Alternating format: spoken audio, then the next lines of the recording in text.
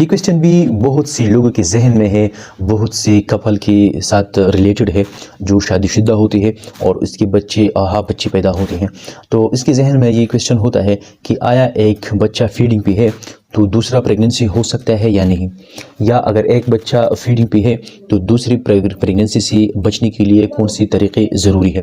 تو دیکھیں، ہماری باڈی میں جس طرح جتنی بھی فنکشن ہوتی ہے ان سب کے لیے ہارمونز ہوتے ہیں، اور ہمارا body under the influence of hormone ہوتی ہے۔ جس طرح فار ایگزامپل اگر ہم یہاں ایگزامپل لے لیں فیڈنگ کا، تو فیڈنگ کے لیے ایک ہارمون ہے جسے کہتے ہیں پرولیکٹن۔ تو پرولیکٹن ہارمون کی انفلوئنس کہ یہ فیمیل کے میموری گلینڈ میں ملک پیدا کرتے ہیں، پروڈکشن آف ملک کرتے ہیں، اور وہ ملک بچے کو فیڈنگ کے دوران اس کو حاصل ہوتی ہے۔ تو دیکھیں، جتنی عرصہ تک یہ بچہ فیڈنگ پہ ہے، اس کا مطلب یہ ہے کہ فالکل سٹیمولیٹنگ ہارمون اور لیوٹینائزنگ ہارمون سپریس ہوگا، لیکن یہاں ہمارے معاشرے میں ہر سب کچھ بیلنس نہیں ہے۔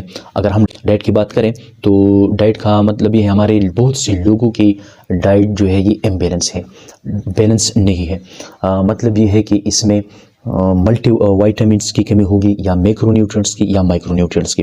اس طرح اگر ہم ڈیزیز اسٹیٹ لے لیں تو بہت سی لوگ کو سائیکولوجیکل، مینٹل اور یا جینیٹیکل پرابلم ہوتی ہے یا آرگینک پرابلم ہوتی ہے۔ اس کے ساتھ پھر ہمارا جو ہارمون ہے وہ بیلنس نہیں ہوتے اور وہ صحیح وقت پہ ریلیز نہیں ہوتا۔ تو بہت سی کیسز ہم نے دیکھے ہیں جو ایک بچہ فیڈنگ پہ ہے اور دوسرا پریگننسی ہوا ہے، یہ زیادہ تر 5 منتھ پہ یا 6 منتھ پہ یا 6 یا انڈر 1 ایئر میں بھی ہو سکتا ہے۔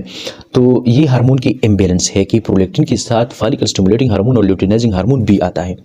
تو ایک طرف بچے کا فیڈنگ ہے اور دوسری طرف دوسرا پریگننسی ہے، تو اس کے ٹینشن کیا ہوگی اور اس کے مدر اور بچے کی صحت پہ کیا اثرات ہوگی۔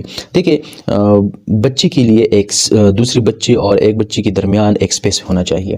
اس طرح ہے کہ 1 سال تو جسٹیشنل پیریڈ کا ہو گیا، 2 سال فیڈنگ کا ہو گیا، پھر مدر کی ہیلتھ کی جو ریسٹوریشن ہے اس کے لیے بھی کچھ ٹائم ہونا چاہیے، تو 1 یا 2 سال ریسٹوریشن کے لیے چاہیے۔ تو اس دوران آپ مختلف کنٹرسیپٹیو میتھڈ استعمال کرتے ہیں، اس میں پرماننٹ میتھڈز بھی ہوتی ہے، جس کی بچی پوری ہوئی ہے وہ پرماننٹ میتھڈ استعمال کر سکتی ہے، جس کی بچی ابھی پوری نہیں ہے تو وہ ٹیمپریری میتھڈز استعمال کر سکتے ہیں۔ بیریئر میتھڈز ہے، اس میں بہت سی اور بھی میتھڈز ہیں جو ہم نے پہلے بھی بتائی ہیں۔ اگر آپ کو چاہیے تو اس کا لنک میں ڈسکرپشن میں بھی دے دوں گا، اور اگر آپ چاہتے ہیں تو میں اس پہ دوسرا ویڈیو بھی بناؤں گا۔ تو فیڈنگ کے دوران خاص کر بیریئر استعمال کرنا چاہیے، کنٹرسیپٹیو میتھڈ استعمال کرنا چاہیے۔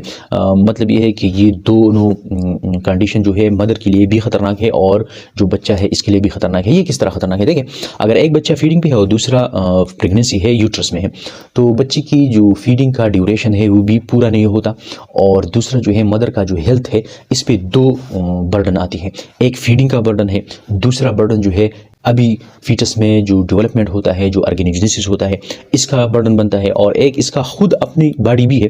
تو اس طرح یہ تینوں برڈن فیمیل پھر برداشت نہیں کر سکتی۔ تو اس طرح اگر فیڈنگ کے دوران آپ اس سے بچنا چاہیے تو اس کے لیے کنٹرسیپٹیو میتھڈس ہے۔ کنٹرسیپٹیو میتھڈس میں ٹیمپریری میتھڈس میں بھی بہت اچھے میتھڈس ہیں، بیریئر میتھڈس ہیں، آپ وہ استعمال کر سکتے ہیں۔